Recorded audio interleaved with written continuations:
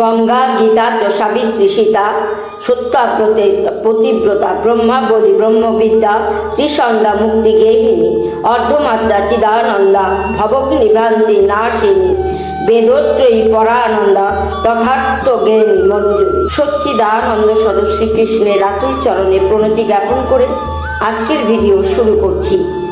নমস্কার বন্ধুরা, নিতাই পরিবার চ্যানেলে আজকে একটি নতুন ভিডিওতে আপনাদের জানাই স্বাগতম। আমরা জানি ভগবত গীতা হলো পরমেশ্বরের মুখনিসৃত বাণী।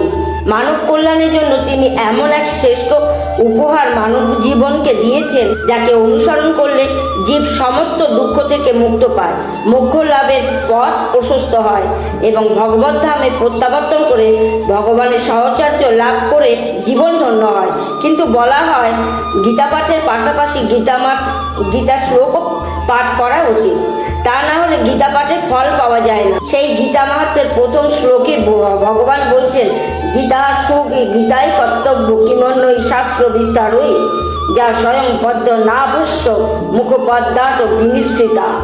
অর্থাৎ তাই এই গ্রন্থ পাঠ করলে আর কোনো বৈদিক সাহিত্য পড়বার প্রয়োজন হয় না। গভীর নিষ্ঠা ও আন্তরিকতার সঙ্গে নিয়মিত গীতা পাঠ বা শ্রবণ করলে আমাদের অন্তর্নিহিত ভগবত ভক্তির স্বাভাবিক বিকাশ ঘটে। তার জন্য সমস্ত বৈদিক সাহিত্য পাঠ করার প্রয়োজন নেই। এই একটি গ্রন্থ ভগবত গীতা পাঠ করলে মানুষ সমস্ত বৈদিক জ্ঞানের সারমর্ম উপলব্ধি করতে পারবে। ভগবত গীতা ও কালের সার এই গীতা স্বয়ং ভগবানের মুখনিসৃত উপদেশ।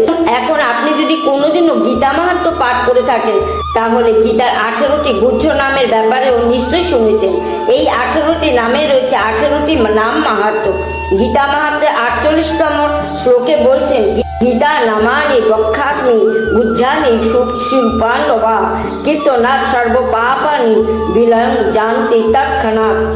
অর্থাৎ হে পাণ্ডব, গীতার এই গুহ্য নামগুলি সংকীর্তন করলে তৎক্ষণাৎ সমস্ত পাপ দূরীভূত হয়। তাই বন্ধুরা, আপনাদেরকেও বলবো, প্রত্যেকদিন ঘুম থেকে ওঠার পর বা রাতে ঘুমোতে যাওয়ার আগে গীতার এই নাম কটি স্থির করে মনে মনে একবার অবশ্যই বলবেন। এবার আসুন আমরা এক এক করে এই 18টি নামের মাহাত্ম্য শ্রবণ করি।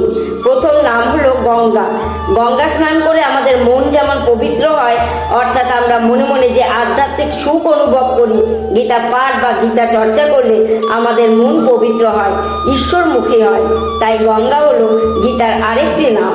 গীতা সঙ্গীতের গীত থেকে গীতা শব্দটি উৎপত্তি। যেহেতু গীতার শ্লোকগুলি সুর করে গুরু তার শিষ্যকে প্রদান করেন, তাই এর নাম হয়েছে গীতা। গীতার প্রতিটি অধ্যায়ে বিভিন্ন সুর ও ছন্দে কীর্তন করা হয়, যা সঙ্গীতের মতো শ্রুতিমধুর হয়। তাই ভগবত গীতা বা গীতা নামে উৎপত্তি। সাবিত্রী এতটাই সতী ছিলেন যে তিনি তার মৃত স্বামীর প্রাণ ফিরিয়ে আনতে সক্ষম হয়েছিলেন।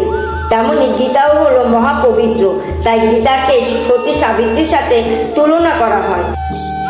সীতা, প্রভু শ্রীরামের অর্ধাঙ্গিনী সীতা দেবীর পবিত্রতা যেমন অক্ষয়, তেমনি গীতারও পবিত্রতা অক্ষয়। গীতা গ্রন্থ যে স্থানে থাকে হাজারো দানব এই গীতাকে স্পর্শ করে, তাতেও এই গ্রন্থ কোনোদিন নষ্ট হবে না। তাই একে সীতার সঙ্গে তুলনা করা হয়। সত্তা বলতে পবিত্র আত্মাকে বোঝানো হয়েছে। এটি শুদ্ধ এবং পবিত্র আত্মাই পারে ঈশ্বরের সাথে বিলীন হতে। তাই গীতার অপর নাম হলো সত্তা। প্রতিব্রতা বলতে বোঝানো হয়েছে ঈশ্বরের প্রতি আনুগত্য থেকে নিজের মনকে শুদ্ধ রাখা এবং সকল বিষয়বস্তু থেকে নিজেকে দূরে রাখা, কারণ একমাত্র ঈশ্বরই হলেন সকলের প্রতি। আমরা সকলে তার পত্নী হিসেবে সুরক্ষিত। গীতা মাহাত্ম্যের 44 নম্বর শ্লোকে ভগবান বলছেন, গীতা মে হৃদয়ম পার্থ গীতা মে সারমোত্তমম গীতা মে জ্ঞানম অত্যুগ্রম গীতা মে জ্ঞানম অব্যয়ম। অর্থাৎ হে পার্থ, গীতা আমার হৃদয়, গীতা আমার উত্তম সার স্বরূপ, গীতা আমার অত্যুত্র জ্ঞান, গীতাই আমার অব্যয় জ্ঞান। অর্থাৎ ভগবান এখানে বলছেন ভগবত গীতাকে হৃদয়ে ধারণ করে থাকেন, ঠিক যেমন একজন স্বামী তার পতিব্রতা স্ত্রীকে তার হৃদয়ে ধারণ করে। তাই ভগবত গীতার আরেক নাম হল প্রতিব্রতা। ব্রহ্মাবলী বলতে এখানে বোঝানো হয়েছে আগুনের থেকেও অধিক শক্তিশালী এবং ব্রহ্মার বলে বলিয়ান। অগ্নিকে অতি পবিত্র এবং ব্রহ্মার সৃষ্টি বলা হয়, তাই গীতাকে ব্রহ্মা বলে বলা হয়েছে। ব্রহ্মবিদ্যা। ভগবত গীতা আমাদের পরম ব্রহ্মের জ্ঞান প্রদান করেন। ব্রহ্মবিদ্যা হলো পরম গোপনীয় ও উৎকৃষ্ট জ্ঞানের একটি অংশ এবং এর সাহায্যে অষ্টসিদ্ধির জ্ঞান লাভ করা যায়। ব্রহ্মবিদ্যাকে গীতাকে স্থান দেওয়া হয়েছে, তাই এর আরেক নাম হলো ব্রহ্মবিদ্যা। ত্রিসন্ধ্যা। দিনের মধ্যে ত্রিসন্ধ্যার সময় হলো অতি পবিত্র এবং গীতা পাঠের মুহূর্ত হলো ত্রিসন্ধ্যার সময়ের মধ্যে পবিত্র। সন্ধ্যার সময় আমরা প্রদীপ জ্বালিয়ে শঙ্খধ্বনি করে সন্ধ্যা বন্দনা করে থাকি। আমরা যখন গীতা পাঠ করি সেই মুহূর্তটিও ত্রিসন্ধ্যার সময়ের মধ্যে পবিত্র হয়ে যায়। মুক্তি গেহিনী। মোক্ষ এবং মুক্তির পথ দেখাই বলে গীতাকে মুক্তি গেহিনী বলা হয়েছে। জীবের মুক্তির উপায় এবং পরমাত্মাকে জেনে মুক্তি লাভ করার শ্রেষ্ঠ পন্থা হল গীতা অধ্যয়ন করা, তাই গীতার আরেকটি নাম হল মুক্তি গেহিনী। মোক্ষ এবং মুক্তির পথ দেখাই বলে গীতাকে মুক্তি গেহিনী বলা হয়ে থাকে। জীবের মুক্তির উপায় এবং পরমাত্মাকে জেনে মুক্তির পথ শ্রেষ্ঠ পন্থা হল গীতা অধ্যয়ন করা, তাই গীতার আরেক নাম হলো মুক্তি গেহিনী। অর্থমাত্রা। গীতায় ভগবান বলছেন গীতা হলো তার অর্ধ অংশ এবং গীতায় অর্ধ মাত্রা রূপে বিরাজিত, তাই গীতা মাহাত্ম্যের 47তম শ্লোকে ভগবান বলছেন গীতা মে পরমা বিদ্যা ব্রহ্ম রূপান সংশয় অর্ধমাত্রা হরা নিত্যাম অনির্বাচ্য পদার্থিকা। অর্থাৎ অর্ধমাত্রা স্বরূপা নিত্য অনির্বাচ্য পদার্থিকা গীতাই আমার ব্রহ্মরূপা পরাবিদ্যা, এতে কোনো সন্দেহ নেই। তাই ভগবদ গীতার আরেক নাম হলো অর্ধমাত্রা চিদানন্দা, অর্থাৎ কোনো কিছু চিন্তা করে আনন্দ পাওয়া। গীতার প্রথম অংশে মূল শিক্ষা ও দর্শন আলোচনা করা হয়েছে, যা পাঠ করলে আমাদের চিত্ত প্রসন্ন হয়। ভগবানকে সচ্চিদানন্দ বলা হয়, কারণ তাকে উপলব্ধি করলে আমাদের আত্মা সদাই আনন্দিত থাকে। ভব শব্দের অর্থ হলো মায়ার জগৎ বা বস্তু জগৎ। ঘট শব্দের অংশ হলো ধ্বংস করা, অর্থাৎ জ্ঞানরূপ অগ্নি দ্বারা ভগবদ্গীতা আমাদের মায়ার জগৎ বা বস্তুর জগৎকে ধ্বংস করে, তাই গীতার আরেক নাম হলো ভবগ্নি। ভ্রান্তি নাশিনী, অর্থাৎ যে জ্ঞান আমাদের মনের বিভ্রান্তিকে বিনাশ করে। অধর্মের কথা চিন্তা করে মানুষের চিত্ত বিভ্রান্ত হয়, এই বিভ্রান্ত নাশ করে জ্ঞানের পথ দেখায় শ্রীমদ্ ভগবদ্গীতা। ভ্রান্তি ত্যাগ করে মনকে নিয়ন্ত্রণ রাখলে তবেই পরমাত্মাকে লাভ করা যায়, তাই ভগবদ্গীতার আরেক নাম হলো ভ্রান্তি নাশিনী। বেদত্রয়ী। 3 বেদ অর্থাৎ ঋক, সাম এবং যজুর্বেদে কর্ম, কর্তব্য এবং উপাসনার বিষয়ে বিশদ বিবরণ লিপিবদ্ধ রয়েছে। সেই জ্ঞান এই ভগবত গীতা পাঠে লাভ হয়। 3 বেদের সারপাত কথা গীতায় আছে বলে একে বেদত্রয়ী বলা হয়। পরানন্দা অর্থাৎ পরম আনন্দের অনুভূতি। গীতা পাঠ করলে এটি পাঠককে এবং শ্রোতাকে পরম আনন্দ দেয়, তাই ভগবত গীতাকে পরানন্দ বলা হয়। তথার্থ। গীতা হলো সকল শাস্ত্রের সার। সকল বেদ, পুরাণ এবং উপনিষদ পাঠ করলে যে জ্ঞান লাভ করা যায় তার সরলার্থ আমরা গীতা পাঠ করেও পাই।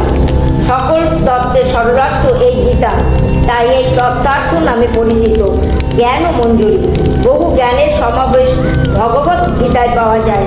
গীতায় আমরা কর্মযোগ, ভক্তিযোগ এবং বিজ্ঞান যোগের জ্ঞান যেমন লাভ করি, তেমন বিভূতি যোগ ও ধ্যান যোগের তত্ত্বও আমরা জানতে পারি। বিবিধ জ্ঞানের ভাণ্ডার একই গ্রন্থে পাওয়া যায় বলে গীতার আরেক নাম হলো জ্ঞান মঞ্জুরি। শ্রোতা বন্ধুরা, পরিশেষে একটা কথাই বলবো যে গীতা পাঠের প্রধান উপকারিতা হলো মানসিক শান্তি ও আত্মিক উন্নতি। গীতা পাঠের মাধ্যমে জীবনের জটিল সমস্যাগুলো সমাধান পাওয়া যায়, আত্মসন্দেহ দূর হয় এবং মানুষের আচার আচরণে ইতিবাচক পরিবর্তন আসে। নিয়মিত গীতা পাঠ করলে জ্ঞান ও প্রজ্ঞা বৃদ্ধি পায় এবং জীবনের সঠিক দর্শন ও উদ্দেশ্য সম্পর্কে শিক্ষা লাভ করা যায়। আমাদের প্রত্যেকের জীবনের এক মহত্ব উদ্দেশ্য বা কর্তব্য রয়েছে। একটি পরম জিজ্ঞাসা, আমি কে, আমি কোথা থেকে এলাম, আমি কেন এখানে এত দুঃখ কষ্ট ভোগ করছি। যতক্ষণ না এই প্রশ্নগুলোর উত্তর খুঁজে পাওয়া যাচ্ছে ততক্ষণ মানুষ প্রকৃত অর্থ মানুষ হয়ে উঠতে পারে না। এই মানব জীবন অতি দুর্লভ এবং বিশেষ তাৎপর্যপূর্ণ, তাই এই জীবনে যথার্থ ব্যবহার না করলে এটি বৃথা অপচয় করা হবে। ব্রহ্ম জিজ্ঞাসার উত্তর বেদে সনাতন ধর্মের প্রধান ধর্মগ্রন্থ শ্রীমদ্ ভগবদ গীতা অধ্যয়ন করা আবশ্যক। তাই আপনিও প্রতিদিন গীতা পাঠ করুন, গীতা শ্রবণ করুন এবং গীতার আলোচনা করুন। এটি করলে যে পারমার্থিক সম্পদ আমরা লাভ করব, তার কাছে এই পৃথিবীর সব কিছুই তুচ্ছ মনে হবে। শ্রোতা বন্ধুরা, আমি আশা করব আজকের এই আলোচনাটি আপনাদের ভালো লেগেছে। যদি ভিডিওটি ভালো লাগে তাহলে অবশ্যই একটি লাইক করতে ভুলবেন না। সকলে ভালো থাকবেন, সুস্থ থাকবেন এবং হরিনামে মগ্ন থাকবেন। রাধে রাধে।